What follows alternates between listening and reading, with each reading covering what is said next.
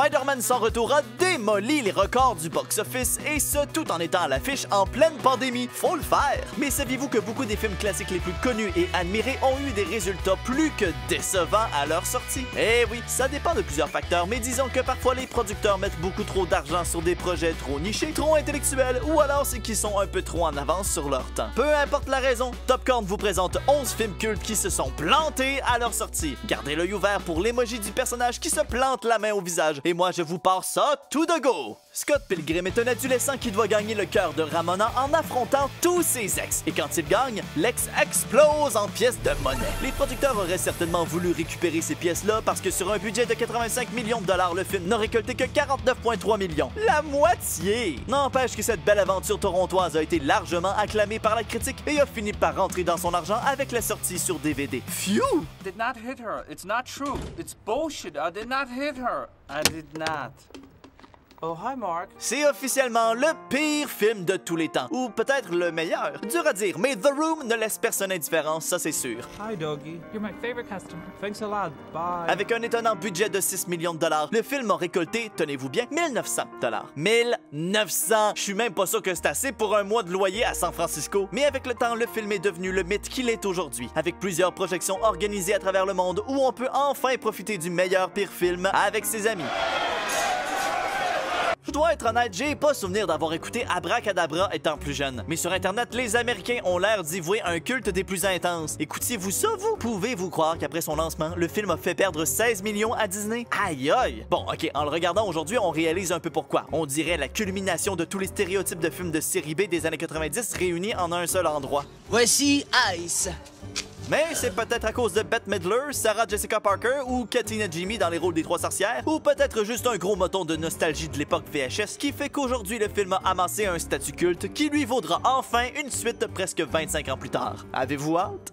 Comment ça se fait que le film Atlantis, l'Empire perdu ait pas fait fortune à sa sortie? Il avait tout pour lui! Un joli scientifique nerd mais tout aussi sexy, de l'aventure, des décors saisissants, une foulée de personnages tous plus gays les uns que les autres. Je vous le dis, il avait tout pour lui, ce film-là. C'est peut-être sa sortie collée sur Shrek qui a causé sa perte, car, comme on le sait tous, Shrek n'est qu'amour. Néanmoins, Atlantis a repogné du poil de la bête après sa sortie en VHS et les jeunes fans, maintenant devenus adultes, y vouent un culte un peu incontrôlé, certains allant même jusqu'à souhaiter un remake. Hey, espérer un remake de Disney. Faut-tu être assez fou? 4 mots. David Bowie en collant. On misait beaucoup sur la présence de Bowie pour que le film Labyrinthe rencontre du succès. Et puis finalement, ça n'a pas tant marché. Le film a récolté à peine 13 millions pour un budget de 25. Et ça a fait ben de la peine à Jim Henson, le réalisateur et créateur des Mopettes. Qu'à cela ne tienne, le film a rencontré beaucoup plus de succès à sa sortie en cassette et beaucoup de fans se sont reconnus dans les fantastiques personnages du film. Et l'Internet étant ce qu'il est, des milliers de fanfictions placées dans l'univers du Labyrinthe ont vu le jour et continuent d'être écrites. Ah, l'Internet, vous êtes bizarre, puis on vous aime comme ça.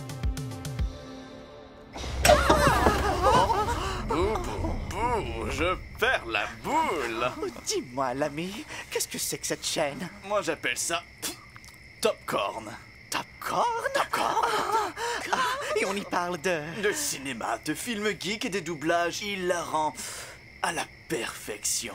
Oh! Eh bien, figure-toi, nous désirons nous abonner. Vous allez pas le regretter. Il y a une nouvelle vidéo chaque mercredi. Oh, merveilleux!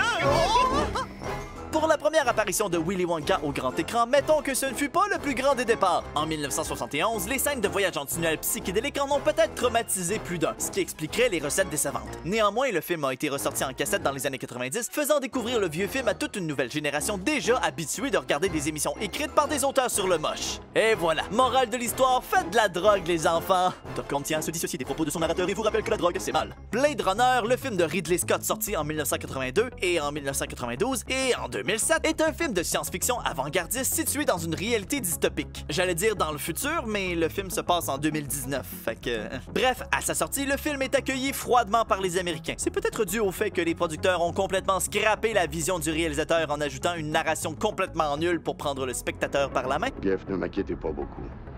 Il faisait du lèche-botte pour avoir une promotion Alors il ne tenait pas à me voir revenir. Ou peut-être à cause de la fin heureuse qu'ils ont ajouté en garochant des images de The Shining. Calique, j'aurais dû mettre ça dans mon top 11 des personnages qui s'envolent dans les airs à la fin. À l'international, ça s'est mieux passé. Et avec les années et les sorties de nouvelles versions altérées par le réalisateur, un petit culte s'est formé autour du chef-d'œuvre. Et avec raison, c'est tellement bon ce film-là. Ce qu'on considère aujourd'hui comme le premier grand film de l'histoire, le film qui a montré à tous comment on faisait du cinéma, Citizen Kane, a d'abord été un échec. Pardon, quoi? Mais pas nécessairement pour les raisons que vous croyez. Le film raconte l'histoire de Charles Foster Kane, un puissant magnat des médias. Le problème, c'est que le personnage de Kane est grandement basé sur un vrai personnage politique, William Randolph Hearst. Et vous pouvez bien vous l'imaginer, Hearst, ça lui tentait pas trop qu'un film parle de lui. Donc, qu'est-ce que vous pensez que le vrai magnat des médias a fait? Il a censuré le film. Interdiction d'en parler dans ses journaux. Et plusieurs cinémas ont refusé d'afficher le film de peur de subir des représailles. Ce qui fait que les recettes ont été maigres. Quand le film a commencé à être diffusé à la télévision dans les années 50, c'est là qu'il a commencé à gagner son statut de film mythique, permettant à des générations et des générations de professeurs de cégep de présenter le film comme la norme d'excellence en cinéma. Vous voyez les jeunes, c'est ça un vrai film! Comme on le sait tous, la première règle du Fight Club, c'est qu'on ne parle pas du Fight Club. C'est pourquoi on passera directement au prochain numéro, le Rocky Horror Picture Show. Ben non, c'est une blague. Ça se présentait pas bien pour ce film de David Fincher parce que les boss du studio Fox l'avaient en horreur. Et quand est venu le temps de faire la promotion de cette critique sociale sur la consommation et la masculinité toxique, ils savaient pas trop quoi faire et ils ont mis l'emphase sur les scènes de bataille. Résultat, les critiques étaient acerbes et virulentes et le film a un peu fait poète-poète au box-office. Le film est aujourd'hui immensément populaire auprès des dudes cis hétéros qui pensent que c'est un film qui promeut la violence entre mecs et aussi avec les intellectuels progressistes qui ont compris tout le message anarchiste et révolutionnaire qui se cache sous les apparences.